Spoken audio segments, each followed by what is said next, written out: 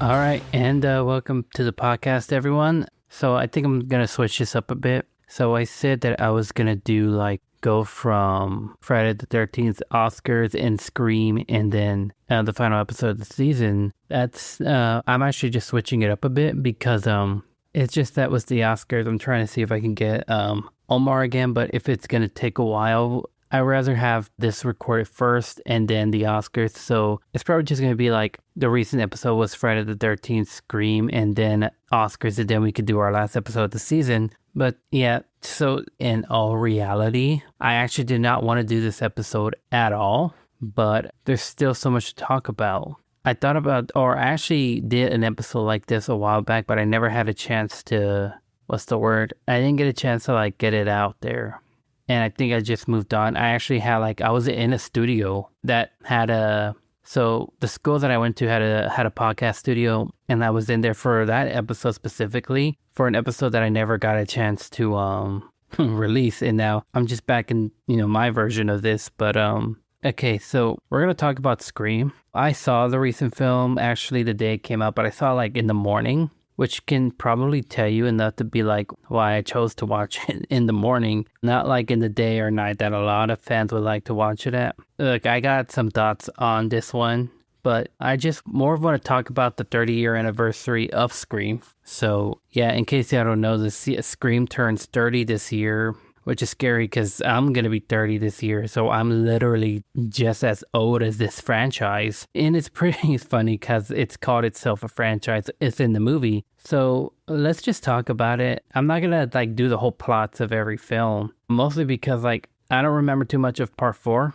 I've only seen little pieces of it. And then I think I saw the whole one, but I don't remember. And then part of me also wants to forget Scream 7, which again lets you know already out the bat what I think about the movie. I completely forgot a little bit more of Scream 6. Scream 5 I can't forget about because it was actually really good. Because it's just like Friday the 13th, Scream isn't my kind of a franchise. I'm not a big Scream guy. I love Matthew Lillard though. I met Matthew Lillard. I think I mentioned that. In case y'all haven't known, I met Matthew Lillard, and again, people are going to be like, Gilbert, who haven't you met at this point? That's a good question. I've met a lot of folks at conventions. Like I said, if to get back with you on the Tom Morga thing that I said, did kind of meet Tom Morga. It was at his Q&A panel. I was asking about stunts and all that, and he just gave me, his answer. And then I didn't know this, but Tommy Lee Wallace, who was with him, for those who don't know, Tommy Lee Wallace was the director of Halloween 3 as well as It 1990. He was also the he was the costume designer and production designer for Halloween 1978, as well as he did some test screenings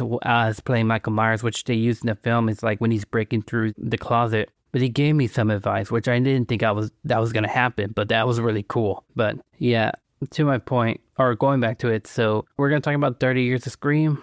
We're just going to do this by, I guess, sections, depending on how I'm releasing that. So I like to just do this as with the meta thing that we're going with. So Scream, I'm going to talk about the original trilogy of Scream, and then I'm going to talk about Scream 4, and then the rest of it, probably Scream 5 and Scream 6, and then I'm gonna probably have a whole segment about Scream 7, and where I go from here was the series. So let's just talk about it. So Scream, as we all know, is a very famous horror franchise that talks about its meta meaning it talks about itself kind of in a way. It's like a story it's in a universe. So basically it's a horror film, but it's more people who are obsessed with film and horror films, and there's so many lines and references of, past horror films too.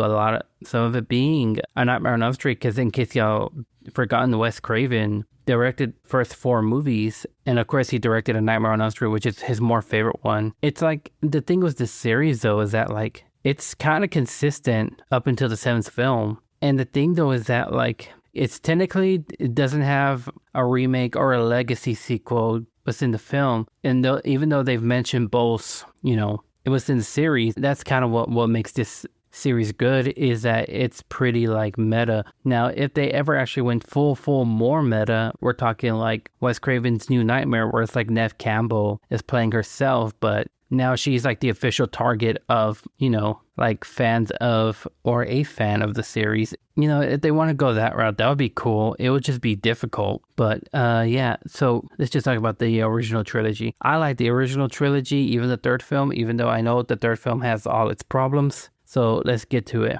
Scream, the original 1990, and like I said, I'm not going to the plots.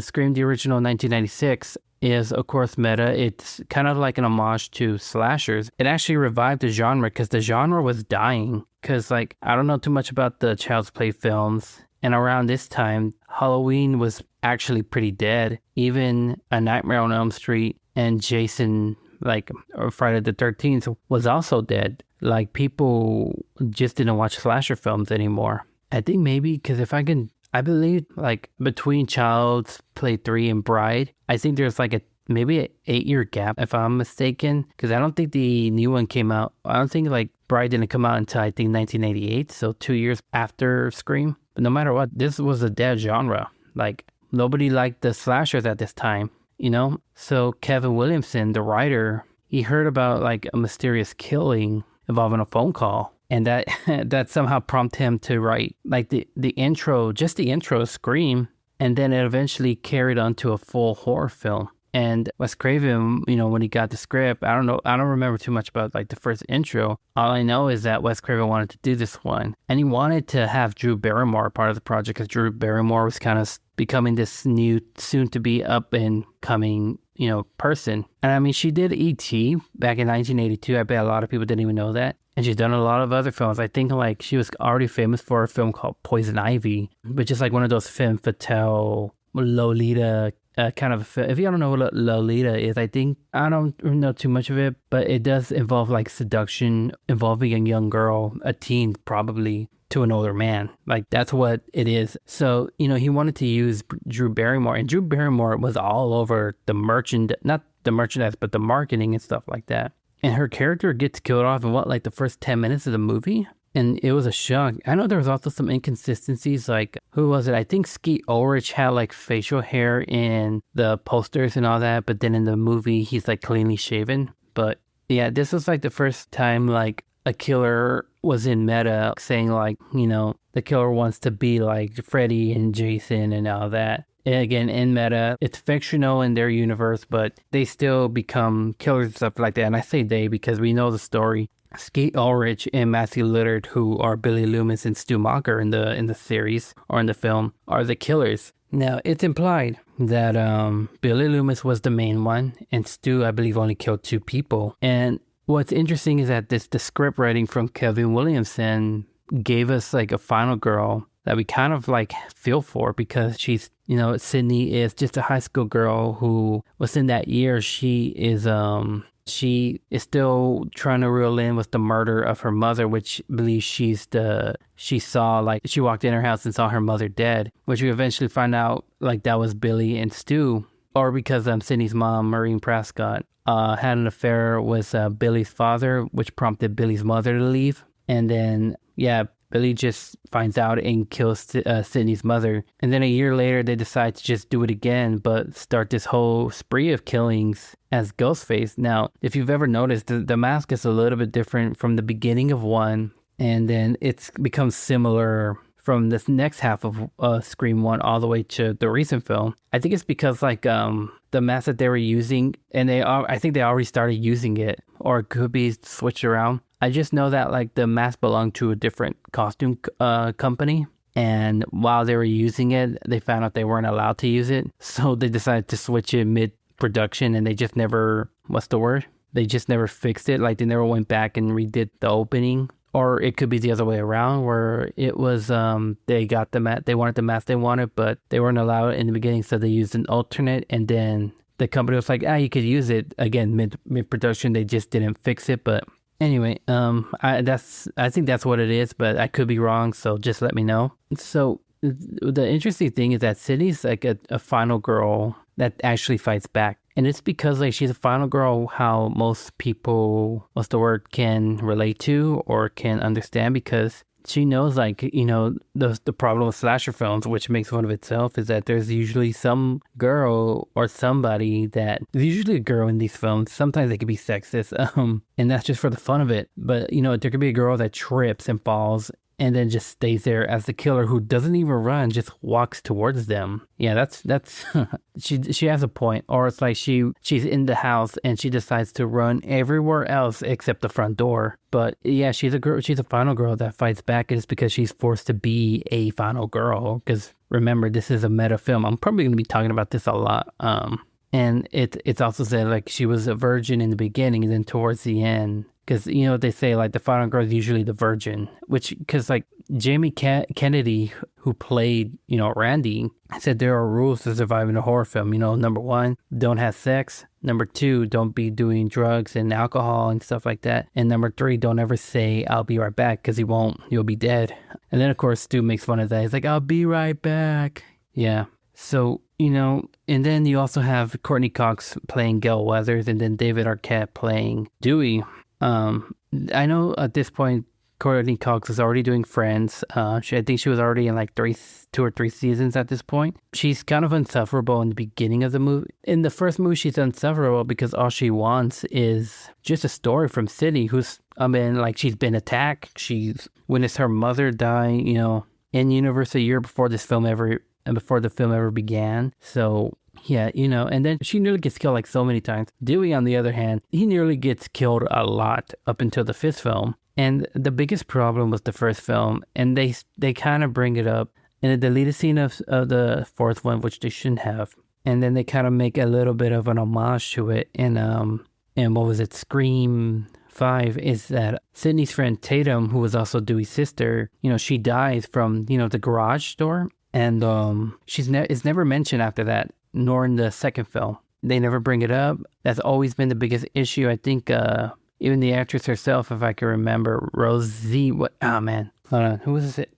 Yeah, Rose McGowan, who a lot of fans will know her either from Scream or from, Charmed, which my mom is a big fan of. My mom loves Charmed, but it's never brought up again, even in the second film. And the second film, again, in meta, it talks about sequels. How in the sequels, the body counts are a lot higher. It becomes more gruesome. And I forgot some of the other ones. But I think one of them is like, you just don't know, like, who, like, if anybody from a previous film can die. I think that might have been it. It's been a while since I've seen Scream 2. But if that is it, it kind of points out that, like, Randy, we knew at that point we should have known Randy was going to die. Because Randy survived the first film and gets killed off in the second film by Billy's mother, played by Laurie Metcalf. Laurie Metcalf was also pretty famous already at this time because of, the Roseanne show. I've never seen Roseanne, nor have I seen The Conners, so if y'all are big fans of those shows, I'm sorry. Okay, I just never had a chance. I love John Goodman too. I'm not a big Roseanne person, and it's not because of the politics or anything. I never found her funny, even when I saw her roast. I just didn't find it funny. Again, I know there's the fans out there. If I was a critic, I would always say, like, I acknowledge there's fans out there, just know not everything's for everybody. But at this point, who was it? Laurie Metcalf might have been the pushing point, but it does, again, this film does make fun of sequels. And sometimes it points out to, like, sometimes the sequels can be better than the second film, or they can be like not as good as the first film, which, watching it's not as good as the first Scream. And they're right. Now, a lot of, sequels aren't really the best ones. The only ones you could think of, obviously, which they put it in there, were like Aliens, Terminator 2, Empire Strikes Back. And then, obviously, this movie came out decades before, decades beforehand, but The Dark Knight, which is the better sequel, it just varies. Some people like, and even I can say that I like Captain America Winter Soldier more than Captain America. I mean, that was like the Russo brothers' introduction to Marvel, which they did really well, but I think they're kind of getting carried away. But they make a point there. And then, yeah, it's just the same thing. It's just like the killer is looking for Sydney, but is also making body counts. But this is like another time where we get 2 killers. Now, technically, it's just the one killer, and it's not Mrs. Loomis, Laurie Metcalf's character. She only kills Randy in the film. It's actually Mickey, Timothy Olyphant's character. Technically, he is the single killer. The reason why I say that is because once we get into Scream 3, you'll understand. But, and maybe some listeners can actually agree with me on this one because, yeah, which, I mean, I feel like Ghostface should always be one killer because, I don't know, it would be interesting, but Mickey's just an obsessed fan of the Stab film that's like in universe now. It's just basically like, you know, Gail Weathers wrote the book and about like the murders of Woodsboro, which is the town that comes in. And then knowing now that Sydney's in college and, you know, Mickey decides to just, you know, become the copycat killer and start killing off everyone. And then, yeah, Mickey wasn't really like the best at Ghostface, but I've seen better. Obviously, he doesn't hold it to Stu or to Billy. And then once we get into more, there's another one, and I think y'all know who that one is. But yeah, it's the reason being why people have kind of questions and stuff like that is because Mickey isn't shown a lot in the movie. And the last time was in the cafeteria scene where like Jack O'Connell's character, who's Sydney's new boyfriend, just, you know, dances around, does a song and dance routine, and you just see Mickey just doing a weird dance. But yeah, and the thing is, Stab becomes a very like, what's the word? It becomes very prominent in this film, in this series, because Stab is like becoming meta now. It's basically a movie. It's like becoming like Texas Chainsaw, except not really Texas Chainsaw. But yeah, so and Stab becomes a lot more prominent in the next film. The next film has the man who was convicted for, or who was falsely convicted for Maureen Prescott's murder, Cotton Murray. I think that's what his name was. I know his name is Cotton. I think it's Cotton Murray, who was played by Leah Schreider. He only appears in the news footage in the first film. He's there a lot more in the second film. In the third film, he's there in the beginning, but he gets killed off, which is kind of like something that, it's pretty interesting how like you can kill off a previous character from a previous film, but yet you don't have the guns to go for your main. But he gets killed off by another Ghostface who is the different voice changer. Another thing that I forgot to mention, the voice changer, which is Roger L. Jackson's voice, which has been used all throughout the series. And if this might surprise you, Roger L. Jackson portrayed Mojo Jojo in the Powerpuff Girls. So it's kind of weird like how that turned out. But and I think he said he's voicing, who's he voicing? Oh, he's voicing Piglet in that Twisted Universe thing. I have never seen any of those films. The one that came close was or Screamboat, but that wasn't like in that universe. That's just a separate, you know, movie that had David Howard Thornton, who played Screamboat Willie or Steamboat Willie. Sorry, but it's interesting. This is also the third film. It's not even like Sydney's friends or anybody. It's just a cast and crew that's getting killed, and Sydney's hardly in this film. You know what I mean? Like the epic showdown is kind of questionable because she's never met her brother, which was Roman Bridger, who was a secret love child of Sydney's mom. And I think the producer of the Stab films that's supposed to be like Weinstein. And it's so weird how they kind of got that super like correct, knowing what Weinstein is going to end up in the next couple of decades. But I still enjoy that one. I think it was like the first sequel Scream I saw. Or maybe the first one, actually, I don't remember. So it's not that bad. I mean, watching it again, there's a lot of things that don't make sense. Like what James A. Janice put it out. Like Gail, who found supposedly a dead Roman in the freezer, she checked his pulse, you know, and as if like he's not breathing. But apparently Wes Craven said there's a way to do that. But I don't know. And it does change the story a bit because he said like he's the one that showed a video of Billy Loomis, like, or Billy Loomis's father to like his mother and stuff like that about the affair. And then of course there was all that because he says like he's a director, you know, he directs. So now that questions of who really started, was it Billy Loomis or was it Roman? You get what I mean?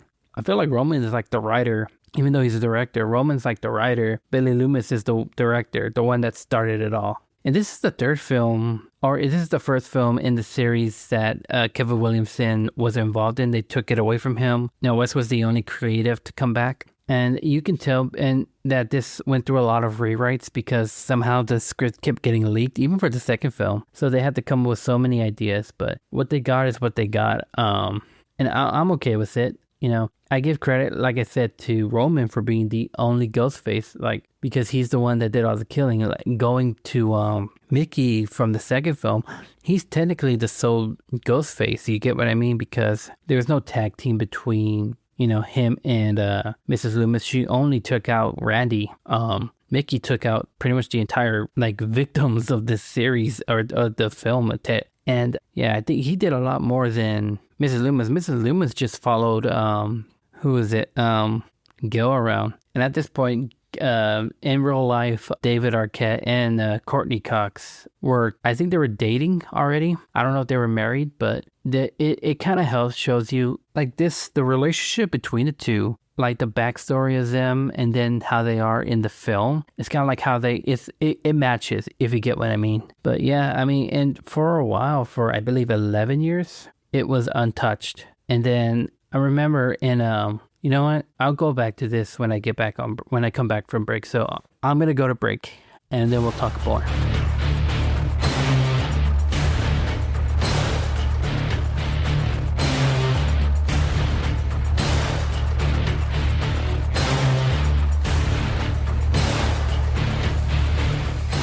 All right, and we're back. So, Scream 4. I remember, so a long time ago, and this is just a weird thing to start off with. So, yeah, I remember Spike TV before it became Paramount Network. Back then, Spike TV used to have an award show called the Scream Awards. They stopped, I think, the year Scream 4 came out. But I remember back in like 2010, they gave like, what do you call it? Like a preview of the next film. So like it was Courtney Cox, Neve Campbell, David Arquette, and Emma Roberts. And they were like just talking about, we're doing Scream 4. I have not seen Scream 4 for a long time, even when it came out. So I gave it a little bit of a watch, and it was pretty interesting. I can't say I predicted the killer, and part of me thought, like, there's got to be a chance Emma Roberts' character is the killer, just because at some point in the trailer, she says something, and if it maybe went like, is she the killer? Because even something was like, I have a fit, because it could have been either Rory Culkin, which was also true, or Eric Knudsen. He played the son Daniel in Saw 2. It could have been those two because they know like, or what's going on. They're like a different version of Randy. Because this one pokes fun of remakes. Because at this time remakes were happening. The same year, a year after this was the Nightmare on Elm Street remake, which we didn't have to open up that door. And then before that was Friday the 13th in 2007, we had the Halloween remake. And then in 2004, we had the Texas Chainsaw remake. We had a lot of remake slashers. The only ones we haven't had are definitely Sleepaway Camp, for obvious reasons, if you know about Sleepaway Camp. And then I think we got Hellraiser back in 2022. We had a remake of Silent Night, Deadly Night, which a lot of people actually enjoyed. So not all remakes are bad. It's just some are bad. Most people forget The Thing, 1982, is actually a remake from another film called The Thing from a Different World. I believe it was 1956. I know it's the 50s. I just don't remember what era, but I think it's 56. But The Thing is a remake. And we already had 2 remakes of, Black Christmas. Neither could hold up to the original, especially the second remake. I don't want to fall into that one. But it talks about how like different the remakes are. The remakes are more brutal like than the original. Because remember back then with the slasher genre was sequels. The MPA was all over these films, specifically Friday the 13th, which we never talked about. The MPA really like was onto them. Even the Texas Chainsaw films, they were just like, you gotta cut off so much. Otherwise, this film could get an X rating. An X rating is basically like, not a lot of people are going to be able to watch it. You get what I mean? Like, there were only a certain handful of X-rated theaters, and X-rated theaters, adult films. I'm not saying corn, guys, because y'all ruin it for me because I'm a guy who loves to look this. Just say adult film, adult content, adult videos. You don't have to say the other word that rhymes with the word that we can't say. People who love corn, like actually eating it on the cob with butter or, again, Mexican street corn. People who love that, y'all are ruining it for us, okay? Just say adult film, adult video, adult content, okay? Mature video. Any of those would do. Don't use the other word that tries to rhyme with the word we can't say. To my point, X-rated films were in 30 movies theaters. But to my point, the MPA started getting a little bit lighter and lighter and lighter. Even when The Terrifier came out, like, dude, those films you can watch them in any theater. They just don't have a rating because they're unrated. Unrated basically means like, it's not on the bad level of X rating or NC-17, but it's definitely not close to an R rating, because with an R rating, you still get like, what's the word? Like marketings and stuff like that in other theaters. X rating, you don't. And that's kind of like with sequels, but in a lot of modern remakes, they're brutal as hell, guys. I mean, there's guts and intestines and like very like gory as heck, bro. And people were all for that. I'm definitely not. But yeah, the issue was that remakes, I think they bring this up in the second film too, it's just the same story. You get what I mean? Because it's the same story for Scream 4. You know, a whole bunch of high schoolers are getting killed. And yeah, that's about it. By one of their classmates. And this is Sydney's cousin, I think Joe, I believe her name was. And I mean, for a while, it goes to like, it's directed in a way where like when I was watching it, you know, when I was watching the trailer, something in it told me Joe was the killer, but it was so directed in a way to where it's like, oh, maybe she's not. And then, oh, yeah, she actually is. So there was that. And for a while, people thought Hayden Panettiere's character, Kirby, was dead. I mean, and then for a long time, they thought maybe she didn't die, which they brought it up in Scream 6. Do kind of wish they brought her back for Scream 7, but it is what it is. It pokes fun of remake. You get what I mean? And things change. Nobody's safe in remakes. Even the girl that's not like the typical slasher girl, the one that gets killed, does get killed. Think back to Danielle Panabaker from Friday the 13th remake. You get what I mean? Or even with like, who was it? Katie Cassidy's character in A Nightmare on Elm Street. Get what I mean? Like she didn't really do anything that says she's gonna get killed in that movie. Like, I don't know what they didn't kill her, because Rooney Mara definitely didn't want to do the movie, and it shows. So it pokes fun of that, and it tries to subvert other things of like, you know, this is a remake. There are certain things that can prevent you from getting killed, like saying that you're gay, which there was no rule with that. But the interesting thing is that the thing with remakes, that they always bring it up. You don't mess with the originals. But this is also about like, you know, being jealous of like, you're the cousin of Sidney Campbell, or Sidney Campbell is your cousin, and all that attention is just taken away from you, and you want that attention. Yeah, that's pretty much what Scream 4 is. The issue that I've had with Scream 4, and everybody has this, is the cinematography. The way it looks so overexposed. It's just visually unappealing. The story is good. It even talks about how like they and this is pretty common in most slashers, or especially slashers that were built off a book, because like most horror films, even basically horror films, most horror films, they start off from a book, and then people just decided to make more films that were closely related to the book. Think of Jaws, The Exorcist, all that. And what was it like, you know, they stopped doing books about the Woodsboro killings, and because Sidney Prescott did some suings in universe. And then apparently they did a lot of random stab movies that weren't good, especially I think one that involves time travel and in space. But and then there was so something more like beyond meta in the beginning, especially one that involved like Kristen Bell and Anna Paquin's character. It's just so weird. But the thing is, the reason why I think I'm going to tell you this, Jill didn't do a lot of the killings in this film. I think she only did like 2. One of them being Rory Culkin's character, and the other one being her boyfriend. And a lot of people forget her boyfriend's name because he was just a character that was there to die. Because Rory Culkin's character did all the killings, but she was the mastermind behind all of this. You know, she was the more evil one, technically. So, despite that, I think she also helped with the killing in the opening, the real opening scene. But really, she's just the mastermind, and Culkin's character was just, you know, the puppet. You know, she was the puppet master. But obviously, she didn't get away with it. She eventually gets killed by a defibrillator. And I think it was tough because, like, you think Sidney would have been able to actually kill her own cousin despite being Sidney Prescott? Maybe. And the thing is, this film does, like, delve a little bit deeper into what's David and Courtney's relationship. I don't know if they were already divorced yet or they were on the verge of divorce. But I do know that, like, just as their relationship in the movie was straining, so was their relationship outside the film. And it's interesting because David Arquette, or Dewey, becomes a cop again in this film, because in the past 2, you know, in Scream 2, he was just someone that's there, you know, trying to look after Sidney, because, you know, his sister died in the first film. Again, they didn't bring that up. And then, you know, he becomes a security guard in Hollywood. And there's a deleted scene in the fourth film that talks about, like, how, you know, this all happened years ago when my sister got killed. They should have kept that in the film. But yeah, The kills are pretty gnarly in this film, just as they are in the remakes. Like, there's blood all over a girl's room. What was it? Anthony Anderson's character gets stabbed in the head and just walks for like a good couple of steps. And then I think he even pulls the knife out of his head and was still able to walk. And then I remember, everybody remembers this scene where it's like with Scream 4, Kirby gets the call, and Kirby's also a film enthusiast, and she's like, and the Ghostface in that film was like, name every single horror remake, and there was a lot of them. Hills Have Eyes is also another one I've forgotten about.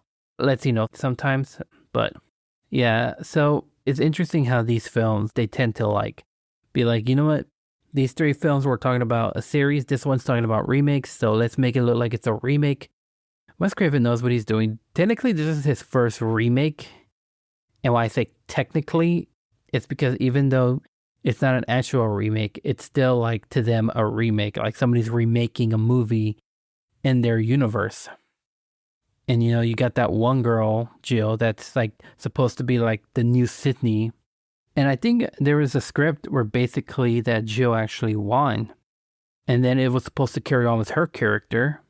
And I guess some stuff didn't happen. Some stuff was happening. I think some of it involved Neve Campbell. I could be wrong. To where like they just killed Jill off. That would have been interesting. Like, kill off Sydney. Jill comes out victorious.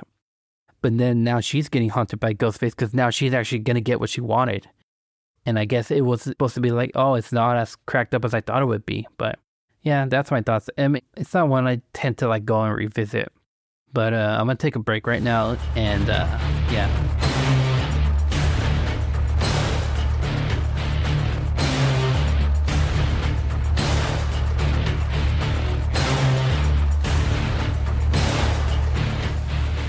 All right, and welcome back, guys. So we're going to do the Melissa Barrera films. So I remember when the announcement of, oh yeah, we're going to do a Scream 5, and, at this point, I was kind of fatigued of Scream films. Again, I wasn't a big fan of the series, and yes, and then when I saw the trailer, I was surprised that they were going to have Jenna Ortega in the film, for those that, and I was already familiar with Jenna Ortega. Jenna Ortega she used to be on Disney Channel called Stuck in the Middle, where she played a girl that's like the middle of her family. She has 3 older siblings and 3 younger siblings in a big Hispanic family. And I guess that's kind of like where she got her start. And then I think she appeared on You, and then other films, like I think The Babysitter Murder or The Babysitter Part 2, I think that's what it was called. And then there was also X, which she also starred in. Yeah, I think that came out the same year as Scream 5, but I actually did not see it until a year later. I think I just wasn't really that interested. But surprisingly, I didn't get spoiled too much about who the killer was and stuff like that. The only thing I was spoiled was that Melissa Barrera's character, Sam, was I think it's Sam, yeah. That was the daughter of Billy Loomis. And, having that suppression of like, I don't want to have that mentality that my psycho father had. And this film pokes at not prequels, though I'm surprised they haven't done that. They probably will. I'm not gonna lie, they're gonna do something like that.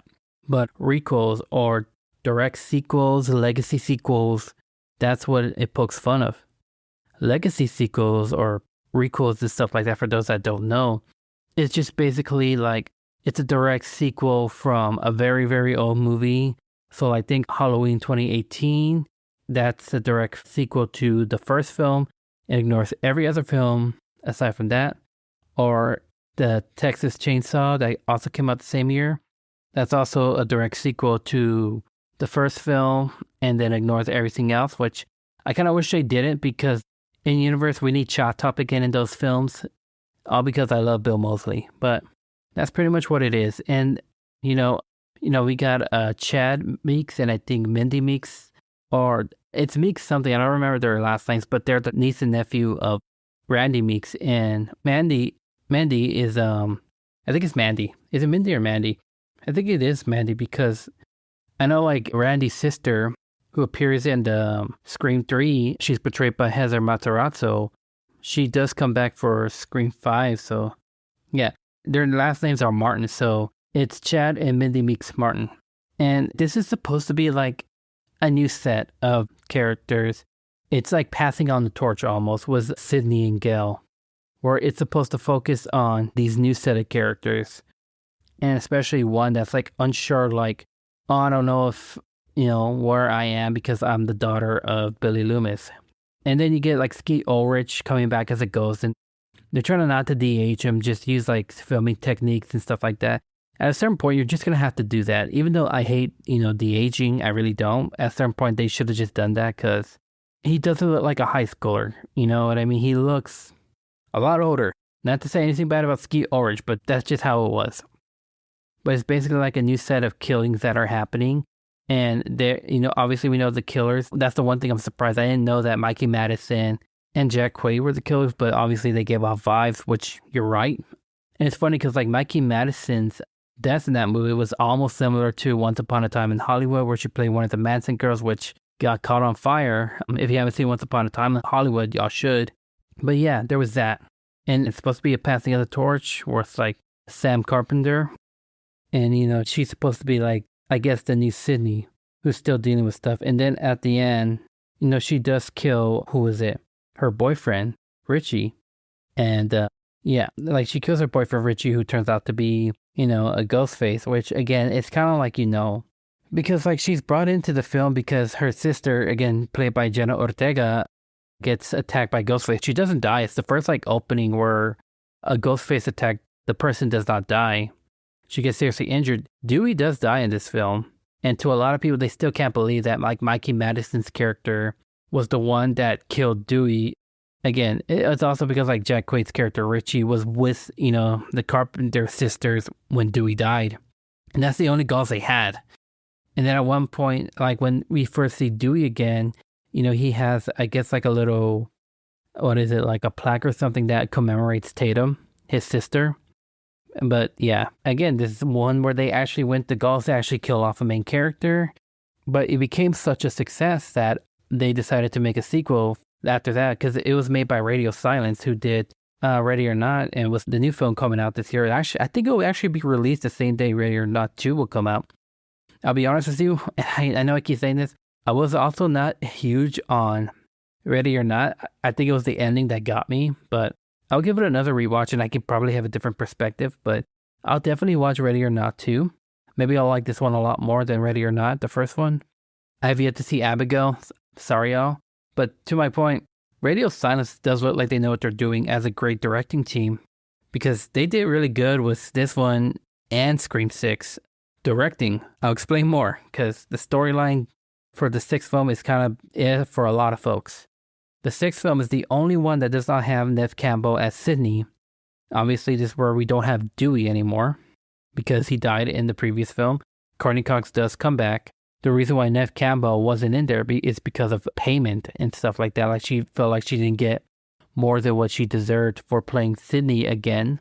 I'm not going to get into that argument, but I think it's interesting. I think we need more movies like these where it doesn't have to be evolving around Sydney, and I'll talk about it later on. But yeah, so it just carries on of like the fact that she killed Richie in the previous film. She enjoyed it, and that's what scares her the most, is because she enjoyed it. She feels like she's becoming her father again. And that's a scary thing, because like Tara goes to school in New York and Sam follows her because she's very overprotective, but she should be. I have a younger sister. I know how this feels. The opening is very interesting because with Tony Revali's character, we thought, oh, like we're going to know Ghostface already in the opening act, but because he kills off one of their teachers, and then him and his best friend are killed by the now supposed Ghostface for the rest of this film. And Ghostface turns out to be the parent and the family members of Richie. And that's where the writing is kind of mad, because this is kind of like, where we already did this. You get what I mean? We already had the parent-child Ghostfaces, even the sibling Ghostface, characters. And we do get Kirby back, which is really cool. And the fact that, like, these Ghostfaces are wearing, they didn't buy a new costume. They're wearing the costumes of past Ghostface killers. You get what I mean? Like, it's very interesting, and the look is so cool because it's all tattered and withered, because obviously, I guess the plastic or whatever, the material that they use for these masks, I mean, the look can only look good for a certain amount of time. And it's because, like, the character of Richie's dad is a cop. He uses those skills to make Ghostface even more menacing. And we thought they were going to kill off Gil. I mean, she gets stabbed, but she eventually does survive at the end. But it's very like, and this is where they kind of started off with, so are we going back to the theory, which back then there was a theory that Stumacher didn't die, which that was originally a script, that Stumacher survived his death, and that he's in prison, and that he's controlling everything from behind bars with all the new ghost faces. They never did that because the idea got leaked, or the script got leaked, so they scrapped it. And then they hinted at maybe Stumacher's alive, because they saw TV and they're like, oh look, there's a TV that killed Stumacher if he's dead. You know what I mean? Like, some of the characters are pretty meh. That's the thing with most of these Scream films, is that we do get characters that are pretty meh. The next film definitely puts that in there. The next film had a lot of controversy. And I'll just talk about this one because I don't think I'm going to go on break. But so much controversy behind the scenes of the next film. First of all, Radio Silence wanted to take a break. But the studio said, no, we want to continue. But Radio Silence was like, no, we want to take a break. We want to do more projects, which is one of them being Abigail. And the studio's like, okay, so we're just going to move on without y'all. And that's what they did. And then there was Melissa Barrera's, controversy surrounding what happened with, at that time, this is when like the war between Israel and Palestine was happening, or it just started. And, like you can have, you can speak about this situation if you truly know what's happening. I think I kind of mentioned this. I've spoken it out. I'm not for either government. It's the government that's of each side that I have the problems with. It's the people who I feel for the most. You get what I mean? But as soon as you have one opinion about this, your life is over at that point. You either get fired from your job, you get hate mails and stuff like that, because this film also, or this series does talk about like toxic fans, toxic fandom. And when you're on the internet and when you have an opinion, it's real. Like, it's real. To the point of like death threats and doxing. Like, bro, like, are you even a human being? You get what I mean? Because who was it? Who was the original director of this one? I think it was the director of Friday. Not Friday. Freaky. Let me see. Because was it Christopher Landon? I think Christopher Landon was supposed to be the director. And I don't know what the heck happened, but he got harassed on the internet. One of the problems I have with the internet is the toxic fandom. Again, to the point of death threats and stuff like that. Like, bro, how messed up are y'all? Man, like, y'all need to chill, bro. Y'all need to chill. Like, if you're wondering why conservatives are happening more and more, it's because of y'all. And again, I'm not even a conservative. But to my point, there was so much happening here. So Melissa Barrera got fired. Christopher Landon was forced to leave because of all the harassment.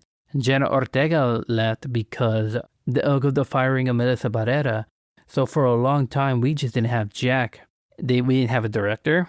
Radio Silence left before everything started. So Kevin Williamson, who came back to write the fourth and the fifth, just the fifth and the sixth one, decided, okay, I'll direct this one. I don't think he wrote the recent film. I got a lot of problems with the recent film. And my gosh, most folks, when I say toxic fandom, oh my gosh, even the critics, and I don't mean, like, I'm not against critics or anything, but the critics that were for this film, it's like I want to cuss y'all out so much, especially because I know some of them are in the CCA. Oh my gosh, and they have that mentality of like, oh, I'm in the CCA, I know what I'm talking about. If you hate this movie, you're wrong. Oh my gosh, it's like I have problems with most of you. One of you being EJ Moreno. EJ Moreno, I have a problem with you. I used to not, and Grace Randolph. But you guys get on my nerves sometimes. And I know some of y'all can be like, Gilbert, why don't you just like not watch their videos? I don't. But then there are times I give them the benefit of the doubt, and then it's like, there's a reason why I don't like watching your videos, and I choose not to continue watching them, looking at your reviews and stuff like that. Like, just because you're a member of the CCA doesn't mean you have to act like an asshole, okay? That's my problem with these folks.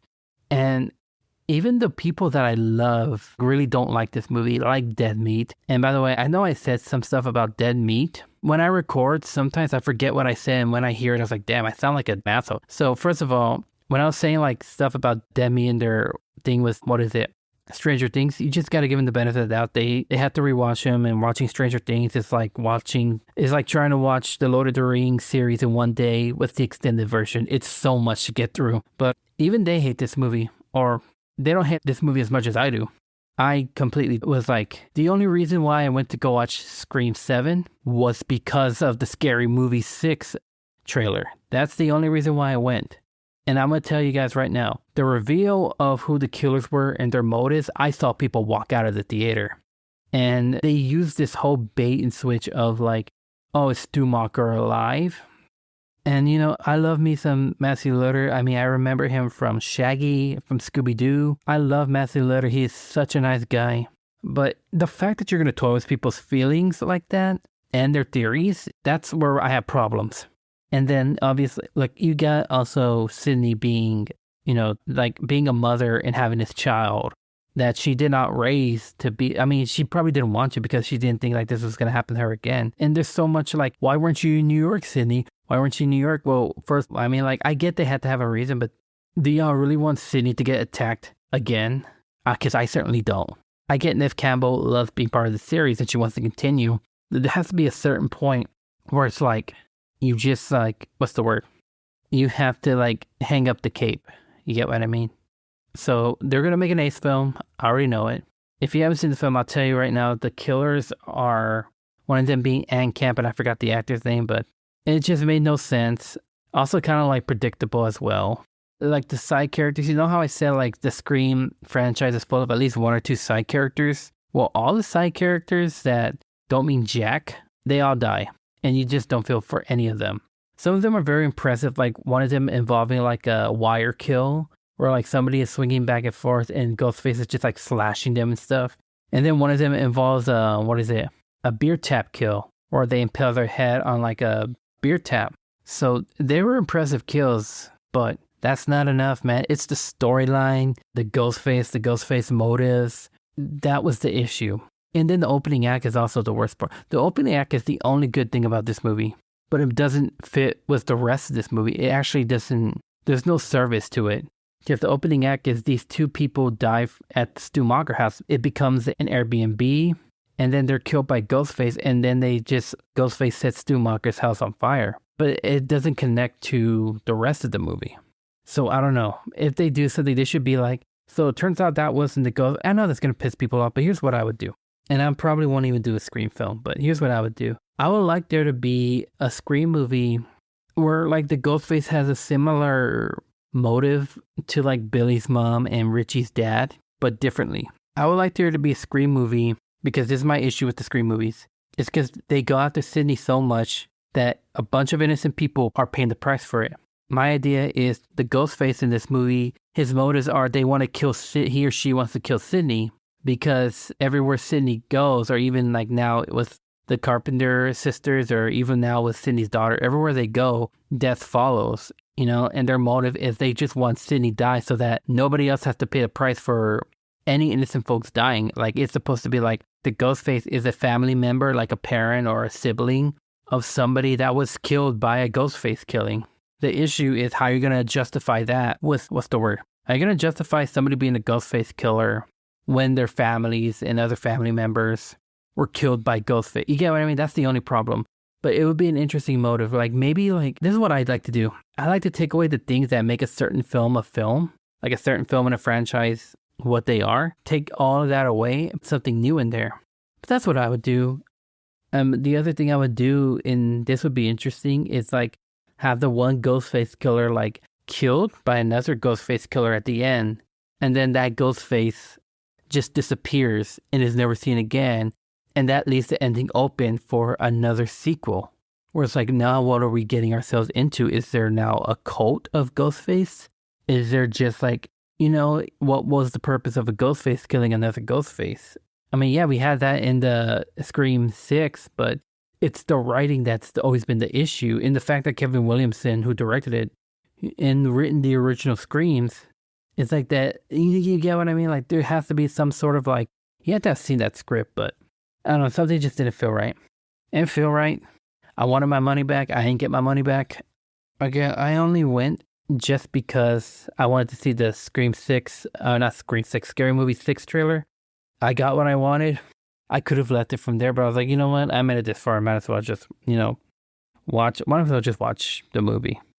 I swear, this year hasn't given me a lot of good movies so far, except maybe 28 Years Later, The Bone Temple, but I don't know. Maybe I'll probably watch Project Hail Mary. I want to see Undertone. The Odyssey is definitely my go-to. Disclosure Day, I want to check out. I definitely want to go to Fantastic Fest this year because I've never been to a participant in the film festival, but never been to a big major film festival like that. And that's all the way down in Austin. So I could legit buy a ticket and go. Tickets are freaking expensive though. So I don't know how many paychecks do I have to get in order to actually get a ticket. But yeah, it's not my favorite episode to talk about, but you know what? 30 years of Scream. The first one's always going to be the best. How I would rank this series is I would rank it like Scream 7, Scream 6, Scream 3, Scream 4, Scream 5, Scream 2, and then obviously Scream. Yeah, that's how I would rank it. I'm not going to talk about the shows because they're very indifferent, but if you didn't know, MTV did Scream shows. It only lasted 3 seasons. I only seen the first 2 seasons, but yeah, I think that's it. I definitely have my Oscar episode coming out after this, and then my last episode of the season. And then maybe I'll come back in the summer for just to talk about The Odyssey or Disclosure Day or Scary Movie 6, or just be like, this is my summer episode. And then we'll be back in like probably August or September, October, just depends. But that's all I got. You guys have a great night, day, morning, whenever you're listening to this. Signing off. Hi, if you like our content and want to get more content, please follow us on Instagram at Tough Love Pictures along with our YouTube under Tough Love Pictures.